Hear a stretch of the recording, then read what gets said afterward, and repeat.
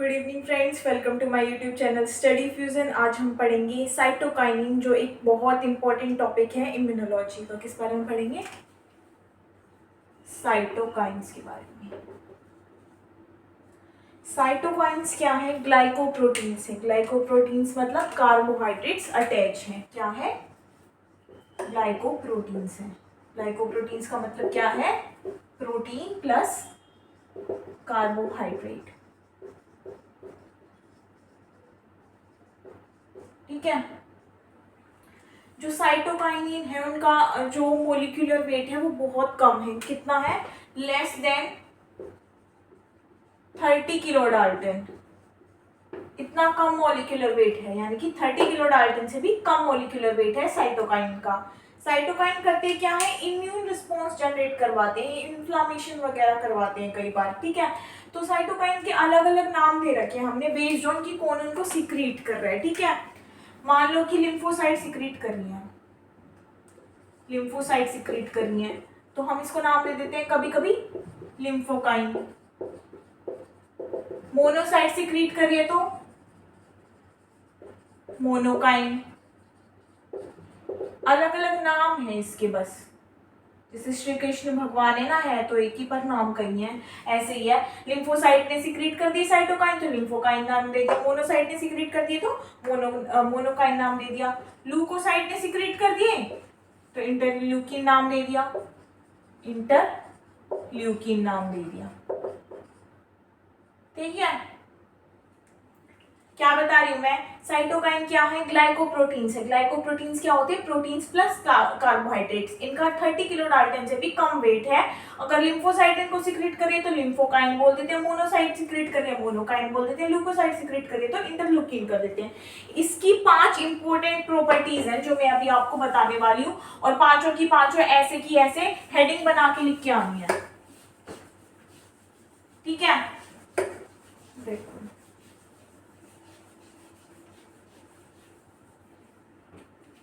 सबसे पहली प्रॉपर्टी है इसकी प्लियोट्रिज्म। प्लियोट्रोपी, प्लियोट्रिज्म एक ही बात है। ठीक है। प्लियोट्रिज्म क्या है? मैं पहले आपको देसी भाषा में समझाती हूँ कि होता क्या है। जैसे मैं हूँ, फिलहाल मैं पढ़ा रही हूँ, तो एज ए टीचर काम कर रही हूँ मैं। ठीक है। हूँ तो मैं ही। अब मैं घर जाऊंगी तो घर का काम करूंगी, खाना बनाऊंगी या कुछ करूंगी, तो जो मेरा टारगेट है उस हिसाब से मेरा काम बदल गया है। तो क्या है? Different target, different work. तो इसी तरह से साइटोकाइन है, एक ही साइटोकाइन है, वो बी सेल पे जाएगा कुछ और काम करेगा, टी सेल पे जाएगा कुछ और काम करेगा। ठीक है। सेकंड है सिनर्जी। अच्छा, जो लोग पबजी खेलते हैं उनको पता होगा कि सिनर्जी क्या होती है। दो लोग जब साथ में खेलते हैं ना तो उनकी सिनर्जी बढ़ जाती है। अच्छा, साइटोकाइन में क्या है? जैसे मान लो, मैं एग्जांपल देके बता देती हूँ। मान लो इंटरलुकिन 1 है और इंटरलुकिन 2 है। इसकी खुद की एफिशिएंसी है 4। ये चार एंटीजन को किल कर रहा है। मान लो कि एक बार के लिए 4, इसकी एफिशिएंसी 4 है, इसकी एफिशिएंसी भी 4 है। लेकिन जब ये दोनों काम साथ में करेंगे ना, IL-1 और IL-2 साथ में काम करेंगे, तो इनकी एफिशिएंसी बढ़ जाएगी। मतलब होनी तो कितनी चाहिए थी? 4 और 4 8 होनी चाहिए, 8 होनी चाहिए थी ना एफिशिएंसी। एफिशिएंसी कितनी होगी? 9। तो इसका कहने का मतलब क्या है कि combined effect of two cytokines is more than added effect of two cytokines individually.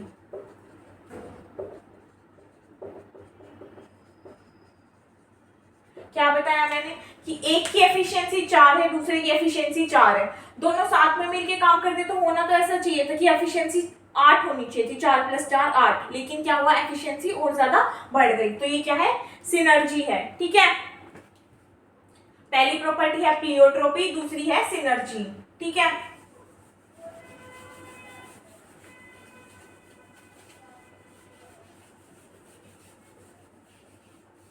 तीसरी प्रॉपर्टी है इसकी रिडंडेंसी। तीसरी प्रॉपर्टी है रिडंडेंसी।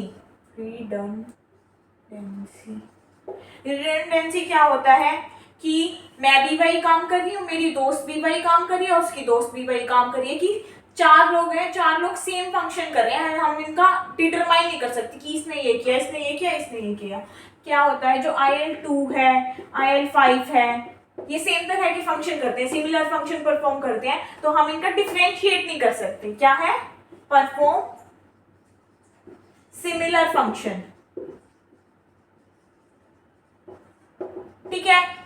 प्लियोट्रॉपी तो क्या था कि टारगेट ये है तो यहाँ अलग काम कर रही है, ये टारगेट है तो यहाँ अलग काम कर रही है। सिनर्जी क्या था, दो मिल के साथ में अच्छा काम कर रहे हैं, जबकि जो दो इंडिविजुअली थे वो कम काम कर रहे थे, है ना।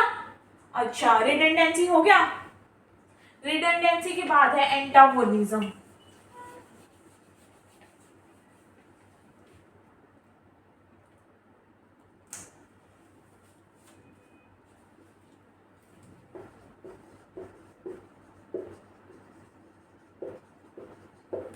एंटागोनिज्म क्या होता है कि मान लो मैंने कोई काम किया, मैंने मान लो इसको बढ़ावा दे रही हूँ, मैं किसी चीज को इंक्रीज कर रही हूँ, मान लो ये ए है, ए ने किसी चीज को बढ़ाया और बी क्या कर देगा, उसी चीज को कम कर देगा, एक दूसरे के अपोजिट काम कर रहे हैं। ठीक है, तो इसकी हम डेफिनेशन हम कैसे लिख सकते हैं एंटागोनिज्म की, कि वन साइटोकाइन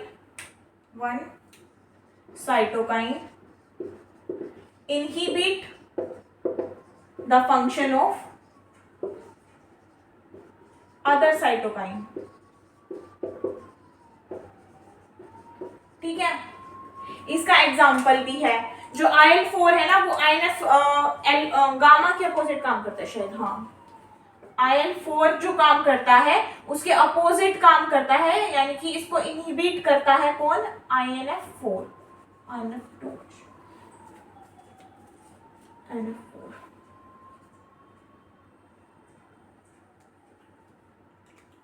क्या बताया मैंने कि एक साइटोकाइन ने कोई काम किया, उसका जो दूसरा साइटोकाइन है ना, वो उसका फंक्शन इनहिबिट कर रहा है, उसको रोक रहा है, तो IL4 जो काम करता है, INF4 उसको रोकता है।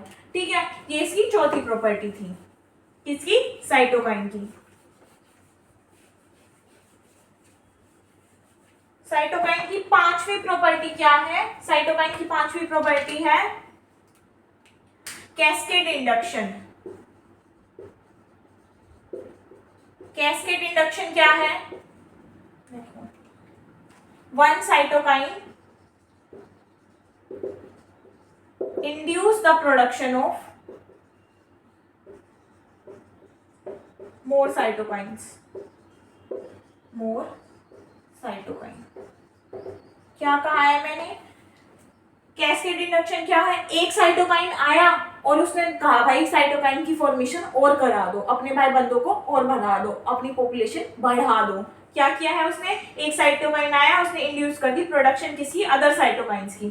तो क्या बताया मैंने, प्लियोट्रॉपी में तो क्या है, टारगेट अलग तो काम भी अलग। सिनर्जी में क्या है, दो अलग अलग जो काम कर रहे थे उनका कंबाइंड इफेक्ट कम है, और जब वो सब साथ में काम करेंगे तो उसका कंबाइंड इफेक्ट ज्यादा है ना।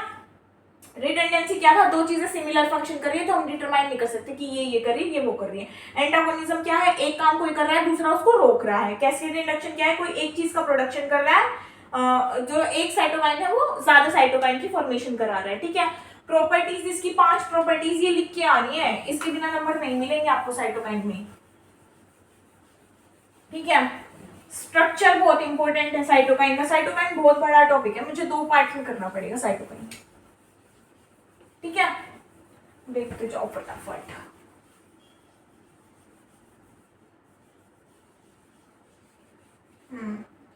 क्या बता रही हूं मैं, स्ट्रक्चर ऑफ साइटोकाइन। देखो, स्ट्रक्चर ऑफ साइटोकाइन। ठीक है, स्ट्रक्चर ऑफ साइटोकाइन में सबसे पहले आता है 4 अल्फा हेलिक्स बंडल फैमिली। क्या है, 4 alpha helix bundle.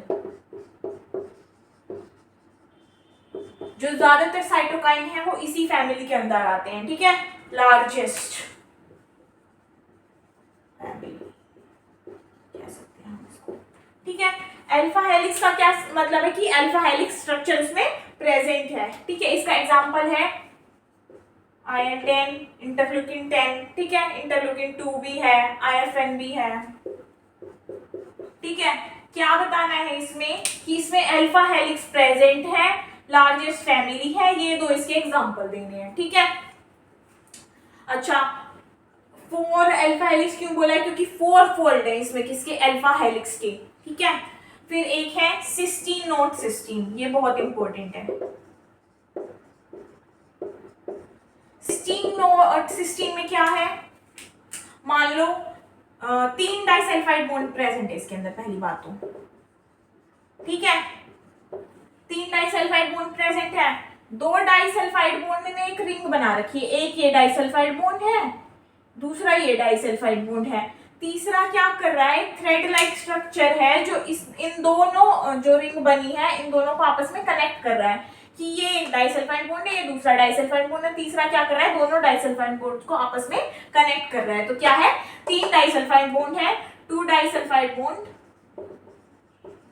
Form ring,